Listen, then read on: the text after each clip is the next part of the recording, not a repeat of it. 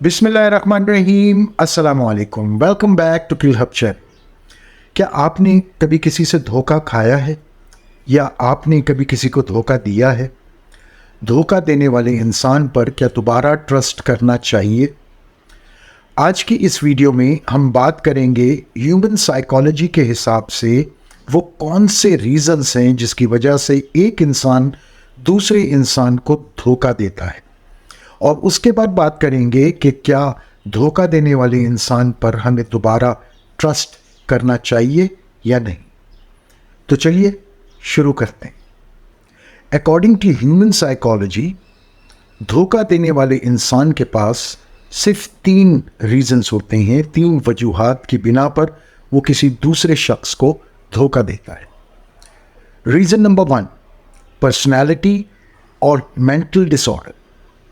Psychopath, narcissist, selfish या self oriented लोग जो होते हैं वो दूसरे को धोखा देते हैं क्योंकि उनकी ज़िंदगी सिर्फ और सिर्फ उनके ही गिर्द घूम रही होती है। उन्हें अपने काम, अपने मतलब, अपने आप से गर्ज होता है, जो जिनके अंदर ग्रैंडियोसिटी कि सिर्फ मैं, तो वो लोग जो हैं दूसरे लोगों को धोखा देते हैं।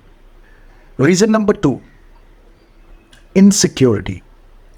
जिन लोगों को दूसरे इंसान से कोई ख़तरा होता है, कोई जेलसी होती है, कोई रिवेंज लेना होता है, व्हाटएवर टाइप, तो या वो लोग अपने आप को दूसरों से कमतर समझते हैं या आपको बालातर समझते हैं, और उन्होंने आपकी जो पर्सनालिटी है, आपकी जो गुडविल है, जो एक से है, उसको डिस्ट्रॉय करना होता है, वो लोग आपको धोखा देंगे।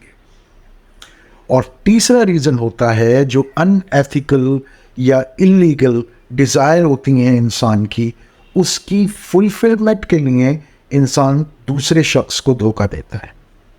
और इन 3 रीज़न्स के अलावा कोई चौथा रीज़न हो ही नहीं सकता किसी दूसरे इंसान को धोखा देने।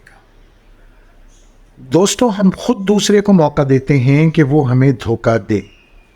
आप खुद बताइए, अपनी पर्सनल इंफॉर्मेशन, मालूमात देना किसी दूसरे को, क्या ये माकूल अमल है? हमारे मज़हब में ये बात बताई गई है कि अपनी कोई भी इंफॉर्मेशन, कि आप कारोबार से रिलेटेड हो, शादी ब्याह से रिलेटेड हो, उस वक्त तक डिक्लेयर ना करें जब तक चीज़ें फाइनलाइज ना हो जाए। उसके बाद फिर आप खुशियों को बांटें और लोगों के साथ शेयर करें। बहुत सारे लोग, आपको पता भी नहीं होगा, और वो आपसे बुग़्ज़-ओ-कीना रखते होंगे, आपसे जेलसी रखते होंगे, और वो कुछ ऐसे अवामिल में मुलव्वस हो के आपको धोखा देने की कोशिश करेंगे, डायरेक्टली इनडायरेक्टली आपकी लेग पुलिंग करेंगे।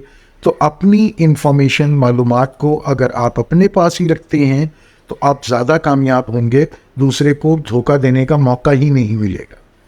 अच्छा, अब बात आ जाती है कि अगर कोई आपको धोखा दे तो उस पर दोबारा ट्रस्ट करना चाहिए या नहीं। तो इसमें it depends on the relation. बाज़ रिलेशन ऐसे होते हैं जिनमें आप अगर ताल्लुक़ ख़त्म कर भी लें तो आपकी सेहत पर कोई असर नहीं पड़ता, और बाज़ रिलेशंस ऐसे होते हैं जिनमें आप रिलेशन ख़त्म नहीं कर सकते। तो अगर कोई ऐसा रिलेशन है जिसका आपकी ज़िंदगी में ना होना कोई फ़र्क नहीं पड़ता, तो उससे तो कतई ताल्लुक़ ही कर लीजिए। और अगर कोई ऐसा रिलेशन है जिसके ना होने से या उससे आपको अलहदा होना बहुत मुश्किल है, तो उससे मिलिए ज़रूर, और बहुत ही पुरजोश तरीके से, खुशी खुशी, दिल खोल कर मिलिए, लेकिन अपनी पर्सनल इंफॉर्मेशन आप शेयर करना बंद कर दीजिए ताकि वो आपको दोबारा धोखा ना दे सके। अगर आपकी वर्थ उसके दिल में होगी, अगर आपकी वैल्यू होगी, तो वो डेफिनेटली अपने अमल से आपको ये साबित करेगा कि मुझसे गलती हो गई।